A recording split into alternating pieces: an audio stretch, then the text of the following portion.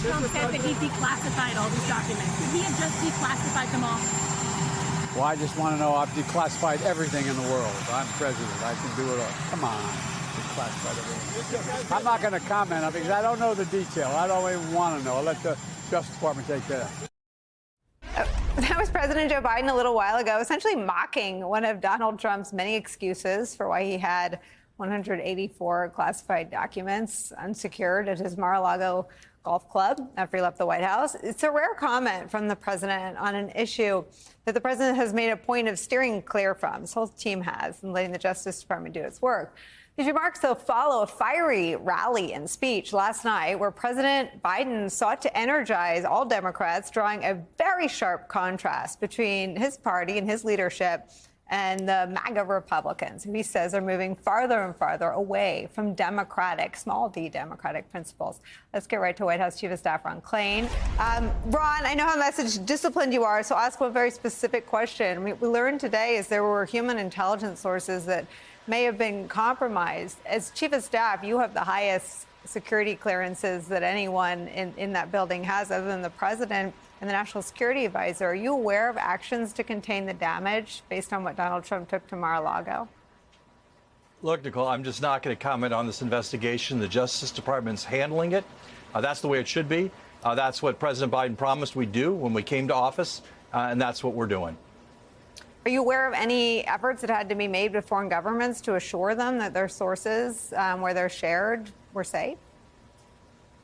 Again, Nicole, you're really good at your job. I'm going to try to do mine and say, repeat just as many times as you want to ask. We're just not going to comment on this investigation. The Justice Department's pursuing it. They're handling all the relevant aspects. Fair enough. The president, though, did make a sharp turn in terms of highlighting the threat that this version of Republicans, which I'm guessing to him is somewhat unrecognizable, knowing of his history of close friendships across the aisle. Talk about the importance of his message last night.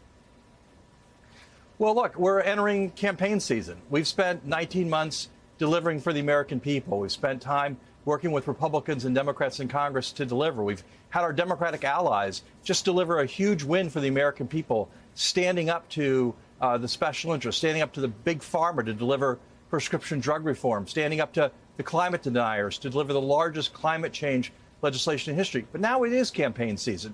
And what you heard the president say at the first rally of the campaign for him was to draw a clear distinction between what he and his allies have been delivering and what MAGA Republicans are trying to do, getting rid of Social Security and Medicare every 5 years, denying election results, putting forward candidates who participate and believe in the big lie. And the list goes on and on.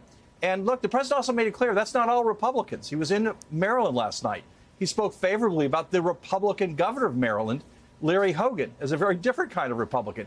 And he explicitly reached out to Republicans last night to join with Democrats and stand for small d democracy in 2022. It is on the ballot. We all need to come together and stand for it. I asked your colleague, Kate Bedingfield, about this yesterday, but when you see the way democracy is on the mind of voters as a top issue, and I went back this week and read the president's inaugural address, and it's all about this moment of peril for our democracy. Has the president has he grown more concerned about those threats to our democracy in his months in office? Look, Nicole, as you said, it was in the inaugural address. It was actually in one of the earliest speeches that he made in this campaign, where he talked about fighting for the soul of America, reclaiming our soul as a country, what we stand for, what we believe in. It guides him every single day in the Oval Office.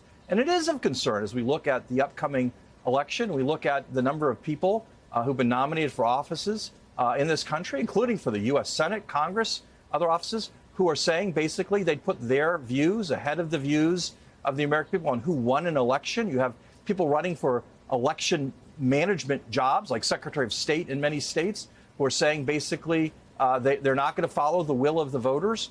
So democracy is definitely on the ballot, and he's going to fight for democracy. And again, he's reaching out to people of goodwill across the political spectrum to join him in that effort. Ron, I wonder if you can just sort of share or reveal your inner dialogue. Gas prices are down. The jobs market's fantastic. Inflation is real and it sucks. But how do you feel about the kind of press coverage you guys get? Well, Nicole, I will say, on good days and bad days, we try to get up and do our jobs here. And the president's had an agenda since he came to office. And there have been times when people have doubted that. They've doubted his ability to deliver. But as the president said a few weeks ago, we've entered a season of substance here where we've been able to really deliver on some important things and win historic victories. I've been in Washington a long time. For 30 years, people have talked about giving Medicare the power to negotiate prescription drugs. The big drug companies fought it. We beat them. We delivered.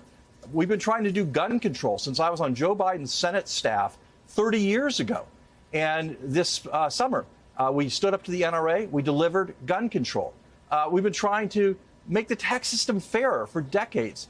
Big corporations pay no taxes at all. Many of them do, at least. And we finally got the Congress to come and with Democratic votes, no Republicans helping us, passed a minimum corporate tax. So, we have been working hard to deliver these results.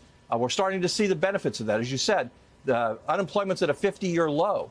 We had a new report out today that shows that inflation is moderating. In fact, prices went down last month. When you add up what it went up, went down on the net, they went down last month. Gas prices down 73 days in a row, every single day this summer. So we're making a lot of progress on the agenda. We have a lot more work to do, but I think there's a lot for the president to be quite proud of.